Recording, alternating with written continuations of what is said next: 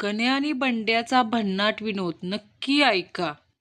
गण्या बंड्याला सांगू लागला, आमचं लग्न झालं आता 20 वर्ष होत आली, पण अजूनही माझ्या बायकोची पैशाबद्दलची हाव काय कमी झालेली नाही बघ.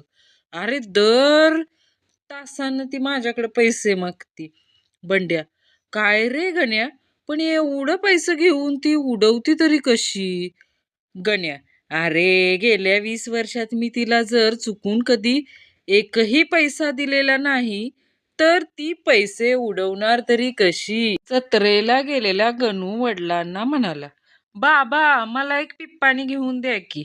वडील म्हणाले, काही नको, पिप्पाणी घेतलीस का नाही तू दिवसभर वाजून माझं व तुझ्या आईचं डोकं खाशील बघ.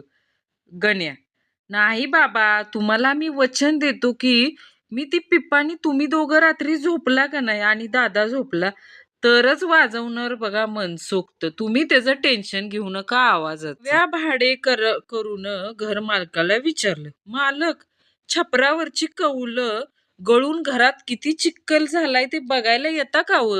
घर मालक, त्यात काय बघण्यासारखं हाय भाडे करू. मालक, छपरातून असंच नेहमी पाणी गळतं का हो? घर मालक, छे छे, फक्त पावसाळ्यातच असं गळतं. बाई गण्याला म्हणाल्या, गण्या, तू असा एक प्राणी सांग की जो वाघालाही भीत नाही. गण्या, सोपा एकदम बाई, वाघीण. एक पेशंट लय कळकळीनं डॉक्टरला म्हणाला, डॉक्टर, मी लय गरीब आहे हो, माझ्याकडून तुम्ही औषधाचे पैसे घेऊ नका. मी का नाही तुम्हाला नक्कीच कधीतरी उपयोगी पडेन बघा. डॉक्टर, तुझा व्यवसाय कुठला आहे र? रोगी, आपल्या गावातल्या स्मशानात माझी लाकडाची वकार आहे. शेजारच्या काकांनी गण्याला विचारले, काय रे गण्या, तुला शाळेत जायला आवडतं का र?